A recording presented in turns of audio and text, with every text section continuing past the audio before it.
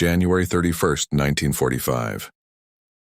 The tropical sun blazed over Clark Air Base on Luzon, Philippines, casting long shadows across the tarmac. Major Frank T. McCoy stood still, camera in hand, heart hammering with a mixture of awe and disbelief. Before him rested an intact Mitsubishi G4M Betty bomber, tail number 76312, one of Japan's most notorious land-based bombers. Its cylindrical fuselage reflected the sunlight like a polished cigar, a nickname Allied pilots had given it, fitting in both form and deadly function. The aircraft's wings stretched 25 meters from tip to tip, engines silent, radial cylinders gleaming. For McCoy, trained to examine wreckage and reconstruct losses from twisted metal and scorched earth, this was unprecedented. A fully operational Japanese bomber abandoned without a scratch. As he approached, the enormity of the machine became clear. Nearly 20 meters from nose to tail, it sat poised on tricycle landing gear, not as a wreck, not as a war trophy, but as a specimen of engineering that had, until this moment, only been understood through combat reports and pilot testimony. McCoy climbed through the inspection panels into the wings, expecting perhaps the familiar signs of damage or crude wartime improvisation. Instead, what he found made him pause. The fuel tanks were unprotected. No self-sealing compounds, no armor plating, no fire suppression, nothing but thin 2mm aluminum separating tens of thousands of liters of high-octane aviation fuel from enemy fire. McCoy, commander of the Technical Air Intelligence Unit in the Southwest Pacific, had spent years analyzing Japanese aircraft, but the sight before him challenged everything he thought he knew about Japanese aeronautical design philosophy. Here was an aircraft optimized for range and speed, yes, but at a cost unimaginable to American engineers and pilots, the near-total disregard for crew survival. Every assumption about Japanese operational doctrine, about their priorities, about the lengths they were willing to go to achieve performance, was laid bare in these wings.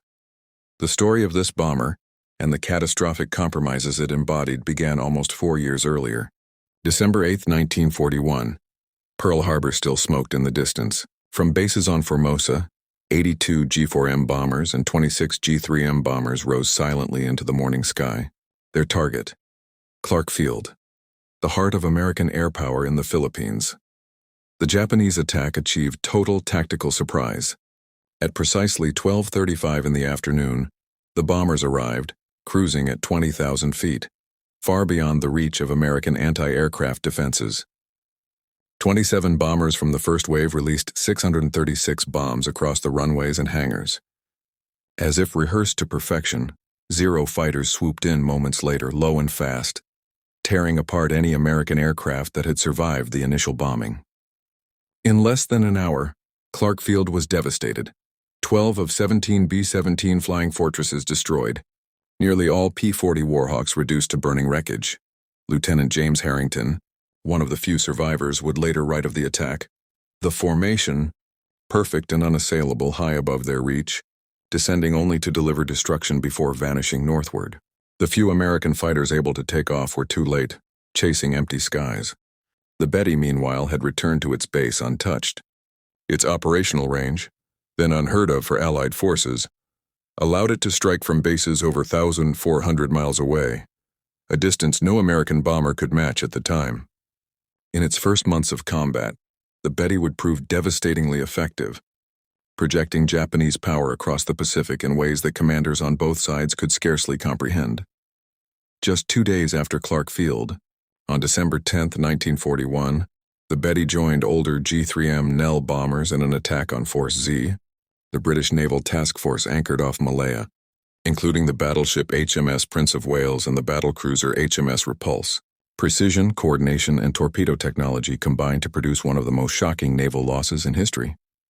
Each G4M carried Type 91 aerial torpedoes, weighing 840 kilograms with 205-kilogram warheads designed for shallow water attacks. Wave after wave of torpedo runs found their marks with unerring accuracy. The Prince of Wales absorbed multiple torpedo hits, her hull rent and flooded beyond repair, while Repulse, despite evasive maneuvers, succumbed similarly. Within hours, both ships capsized. 841 British sailors perished, and the event marked a pivotal moment. For the first time, capital ships actively defending themselves had been sunk solely by air power on the open sea. The Betty had demonstrated not only tactical innovation but strategic reach, proving that Japanese air power could neutralize forces previously considered invincible. Across the Pacific Theater in early 1942, the Betty became ubiquitous. From Darwin, Australia to Port Moresby, from Guadalcanal to Rabaul, Allied forces found themselves under constant threat from a bomber that seemed immune to interception. Its long range and speed allowed attacks from bases outside Allied retaliatory reach. Early in the war, American fighter deployment and operational range could not effectively counter these raids. Airfields themselves were vulnerable, yet Japanese bases remained largely untouchable, creating a dangerous asymmetry in the theater. But this dominance depended on a critical condition: limited Allied fighter opposition. When the Betty flew unchallenged, operating at high altitude and striking before fighters could respond, it was nearly unstoppable. Yet by mid-1942, the balance began to shift. American fighter strength increased. Wildcats gave way to Hellcats and Corsairs with pilots better trained and tactical doctrine refined.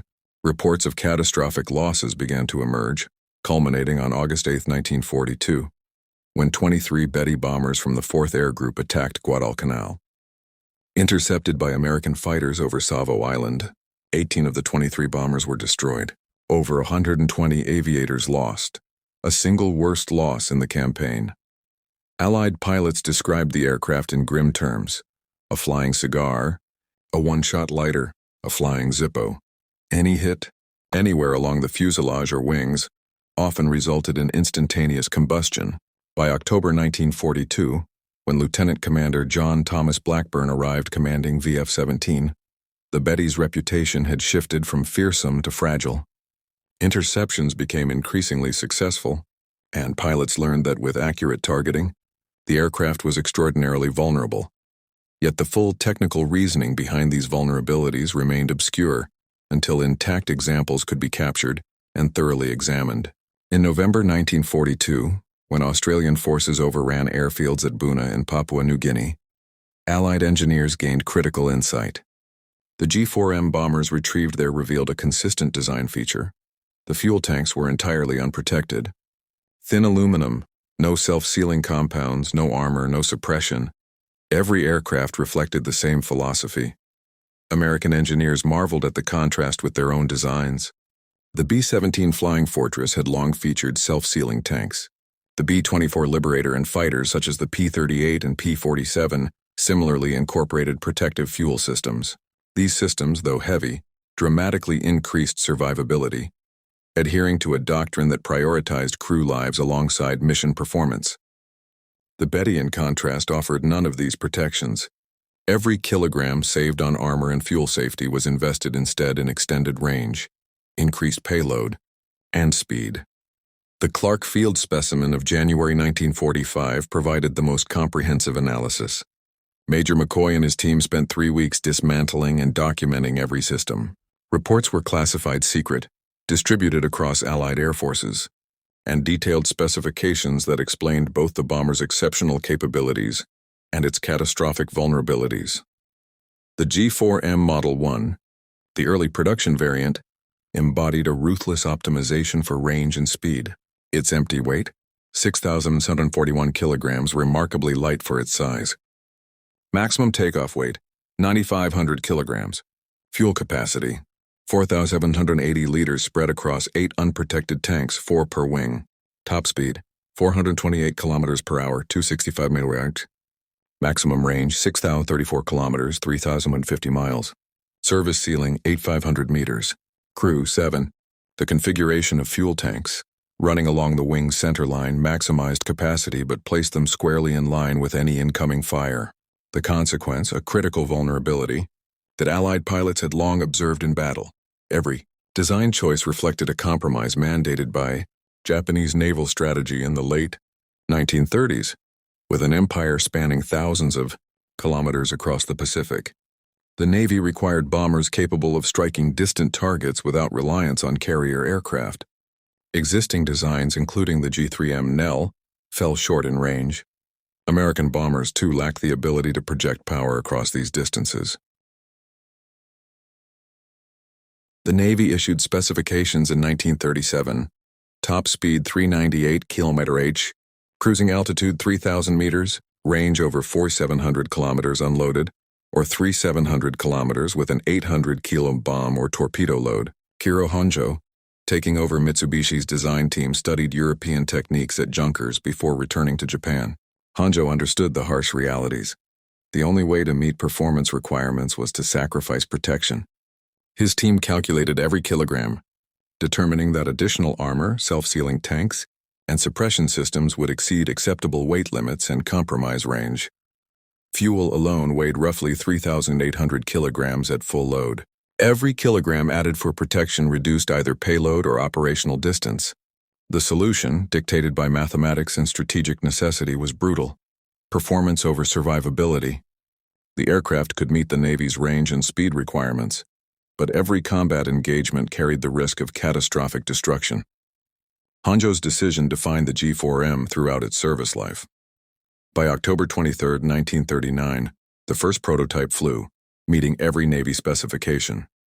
Production began in Nagoya, and by April 1941, the G4M Model 1 reached operational units. By December 1941, roughly 180 were in service, forming the backbone of Japanese land-based air power. Its first operations at Clark Field validated Honjo's approach. Under conditions of surprise and limited opposition, the Betty was devastatingly effective. Range allowed strikes beyond Allied retaliation. Speed enabled rapid ingress and egress. Payload delivered meaningful damage. Yet all advantages were contingent on assumptions that would eventually fail. When American fighters increased, when interception became possible, and when Allied anti-aircraft capabilities improved, the Betty's vulnerabilities became evident. The design philosophy that prized range over protection, once a source of triumph, would become a source of staggering losses. By early 1943, the narrative of the G4M Betty had shifted. Once the instrument of near-invincible strikes across the Pacific, it now faced a harsh reckoning under sustained Allied air power. The very qualities that had made the Betty a strategic weapon, its long range, high speed, and impressive payload, had become vulnerabilities in the growing inferno of the Pacific Air War. Allied pilots, who had once fled in awe from these bombers, were now hunting them deliberately, exploiting every flaw in design, and the loss statistics were grim. The shift began subtly but became undeniable during operations over Guadalcanal and the Solomon Islands. American fighter squadrons, equipped with new Hellcats and Corsairs, extended their operational range to intercept bombers before they could reach forward airfields. Pilots reported the same phenomenon repeatedly. One or two bursts of fire aimed anywhere along the fuselage or wings, and the aircraft would ignite instantly. The Betty, designed for speed and range, was fragile in firepower's embrace. Crew casualties rose sharply, and the aircraft's once feared reputation began to erode in Allied minds. Meanwhile, Japanese airmen clung to the belief that careful formation flying and operational discipline could mitigate losses. Long-range escort fighters were scarce, and the Navy's strategic doctrine still assumed the enemy would remain at a distance, unable to exploit the bomber's weaknesses. Yet reality was increasingly unkind. Intelligence reports indicated that Allied engineers were systematically dissecting downed or captured aircraft, learning precisely why the Betty proved so vulnerable under fire. This turning point in technical understanding came with the capture of operational G4M bombers at Clark Air Base in January 1945. Major Frank T. McCoy's painstaking 3-week examination would reveal, in unparalleled detail, the cost of uncompromising performance. Every system, every component, every panel was catalogued. Fuel tanks remained unprotected, aluminum thin and unsuppressed. The bomb bay was simple but structurally efficient. Engines were powerful yet exposed to cumulative damage. The result was a machine optimized for range, yes, but also optimized for explosive failure under minimal stress. Allied engineers produced calculations that stunned even experienced aviators. The G4M's 8 fuel tanks, arrayed in 4 pairs along the wing's centerline, carried nearly 4,800 liters of aviation fuel. Puncture from a single round could lead to cascading ignition, often involving the bomb bay and fuselage. Each kilogram saved from the omission of armor, Self-sealing fuel systems and suppression mechanisms translated directly into fuel, range, or payload. But the human cost was immense. Thousands of aircrew lives were lost across campaigns in the South Pacific, the Philippines, and beyond. The Clark Field intelligence revealed more than technical detail. It exposed Japanese design philosophy itself. Honjo and his team, driven by strict naval specifications issued in 1937, had optimized ruthlessly. Speed, payload, and range were paramount. Protection was optional. Japanese planners assumed that surprise, initiative, and operational reach would suffice to avoid attrition, an assumption tragically wrong in the long war against the United States and its allies. In operational theaters from the Philippines to New Guinea, the consequences of these choices became apparent. Air engagements over Rabaul in mid-1943 demonstrated the Betty's limitations. Long-range strikes against Allied shipping and forward airfields suffered heavy attrition once interception became possible. Squadrons reported loss rates of up to 80% in single missions. The strategic advantage of range remained, but tactical vulnerability limited its effectiveness. Even so, the Betty continued to participate in major campaigns, its long reach a strategic necessity. During the defense of Truk Lagoon, the aircraft conducted reconnaissance and bombing runs across hundreds of miles, providing vital intelligence to Japanese fleet commanders. Yet losses were mounting, and by late 1943, the Imperial Navy began replacing the oldest G4M models with incremental upgrades, attempting to balance survivability with range. Additions such as partially self-sealing tanks and later models helped, but the core philosophy remained: performance first, protection second. American combat experience fed back into design adjustments for their own aircraft. Engineers analyzing the Clark Field specimens used the insights to improve defensive tactics, armor allocation, and fuel protection in the next generation of bombers and fighters. B-24s and B-17s were already equipped with self-sealing fuel tanks, but operational doctrine evolved.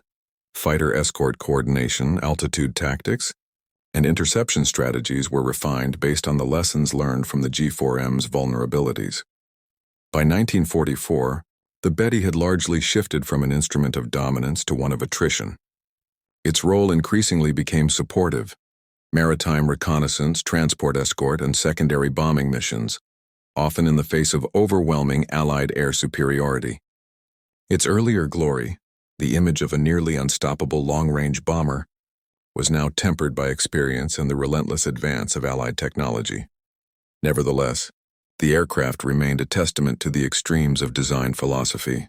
The unprotected fuel tanks were a mirror to Japanese naval strategy itself: reach at all costs, even at the expense of crew survivability. Each mission flown with this aircraft was a gamble, a calculation of odds against attrition. In this way, the G4M Betty became a symbol of the Imperial Navy's early wartime strategy: bold, far-reaching, and ultimately fragile under sustained opposition. The Clark Field intelligence reports shaped Allied operational doctrine for the remainder of the Pacific War. Pilots were briefed extensively on the Betty's weaknesses, learning to focus fire on wing routes and fuselage to induce catastrophic failure. Mission planning took advantage of the bomber's predictable vulnerabilities, turning what had once been a symbol of fear into a target of calculated elimination. The analysis also reshaped technical understanding. Engineers developed new simulation models to predict aircraft vulnerability under combat conditions. Fire suppression, armor placement, and self-sealing fuel systems became central to American aircraft design, informed directly by the lessons of the G4M. The mathematical rigor applied by Honjo and his team, once admired for its efficiency, was now dissected to prevent repetition of similar fatal design trade-offs. By the closing months of the war, the G4M had become largely obsolete. Allied air forces dominated the Pacific skies, and remaining Betty squadrons were increasingly relegated to secondary theaters. The aircraft's operational history, however, remained instructive. A case study in the costs of uncompromising design priorities, the balance between strategic requirements and tactical survivability, and the brutal arithmetic of air warfare. Major McCoy's documentation at Clark Field was archived in classified reports distributed throughout Allied forces. Every detail, From engine specifications and fuel distribution to structural vulnerability and combat loss projections, was meticulously recorded. Intelligence officers used this knowledge to develop engagement protocols, while aircraft designers incorporated lessons into subsequent generations of fighters and bombers. The meticulous examination of the Betty became a model for how to exploit enemy design philosophy in both tactical and technical dimensions. The legacy of the G4M Betty endured in multiple ways. Its operational debut had demonstrated what long-range bombers could achieve under conditions of surprise and limited opposition. Its vulnerabilities, revealed through painstaking analysis, demonstrated the deadly consequences of sacrificing protection for performance. American air strategy evolved in direct response, shaping doctrine, tactics, and design well beyond the Pacific War. In essence, the Clark Field examination bridged two worlds, one of aggressive, far-reaching Japanese design philosophy, and another of systematic Allied learning and adaptation. The Betty had forced Allied pilots to reconsider assumptions about enemy aircraft, forced engineers to refine their designs, and forced military planners to understand the complex interplay between aircraft performance, crew survivability, and operational doctrine. By war's end, the G4M was more than a bomber. It was a cautionary exemplar, a machine whose operational history revealed both the genius and the peril of prioritizing performance over protection. The thin aluminum skins, the unsealed fuel tanks, and the exposed engines told a story far larger than the aircraft itself. A story of the Imperial Navy's ambition, its strategic vision, and the fatal vulnerabilities embedded in its triumphs. Today, when historians examine the Pacific War, the G4M Betty stands as a reminder of how technological choices echo across the battlefield. From the smoldering wrecks of Clark Field to the sinking of Force Z, from the strafing runs over Guadalcanal to the analytical work of Major McCoy, the aircraft's story encapsulates the brutal calculus of air warfare. Every mission flown, every tactical victory, and every catastrophic loss were etched into the wings of this remarkable yet flawed machine. By understanding the G4M in full, the Allies did more than neutralize a threat. They internalized a lesson in design philosophy, operational strategy, and the lethal cost of compromise. The Betty's wings, once symbols of fear, had become instruments of insight, guiding the evolution of Allied aircraft, shaping tactics, and ultimately influencing the outcome of the Pacific Air War. In essence, the Clark Field examination bridged two worlds, one of aggressive, far-reaching Japanese design philosophy, and another of systematic Allied learning and adaptation. The Betty had forced Allied pilots to reconsider assumptions about enemy aircraft, forced engineers to refine their designs, and forced military planners to understand the complex interplay between aircraft performance, crew survivability, and operational doctrine. By war's end, the G4M was more than a bomber. It was a cautionary exemplar, a machine whose operational history revealed both the genius and the peril of prioritizing performance over protection. The thin aluminum skins, the unsealed fuel tanks, and the exposed engines told a story far larger than the aircraft itself, a story of the Imperial Navy's ambition, its strategic vision, and the fatal vulnerabilities embedded in its triumphs. Today, when historians examine the Pacific War, the G4M Betty stands as a reminder of how technological choices echo across the battlefield. From the smoldering wrecks of Clark Field to the sinking of Force Z, from the strafing runs over Guadalcanal to the analytical work of Major McCoy, the aircraft's story encapsulates the brutal calculus of air warfare. Every mission flown, every tactical victory, and every catastrophic loss were etched into the wings of this remarkable yet flawed machine. By understanding the G4M in full, the Allies did more than neutralize a threat. They internalized a lesson in design philosophy, operational strategy, and the lethal cost of compromise. The Betty's wings, once symbols of fear, had become instruments of insight, guiding the evolution of Allied aircraft, shaping tactics, and ultimately influencing the outcome of the Pacific Air War.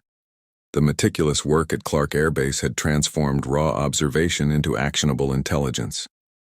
From photographs to blueprints, from fuel tank measurements to structural schematics, every ounce of data informed the next step in the Allied air campaign.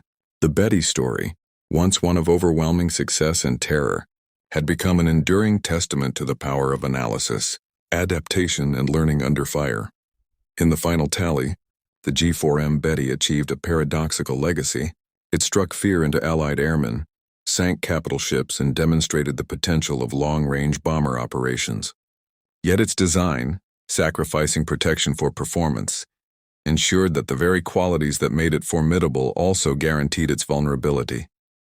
Through the careful examination by Major McCoy and his team, the Allies gained not only technical knowledge but a profound understanding of strategic trade-offs, reshaping air combat in the Pacific and beyond. The aircraft's story was no longer just about firepower or speed. It was about the interplay of human decision, engineering mathematics, and the unforgiving arithmetic of war. Its thin aluminum wings bore the weight of lessons that would echo through generations of pilots, engineers, and strategists, reminding the world that in warfare, as in design, every choice carries consequences.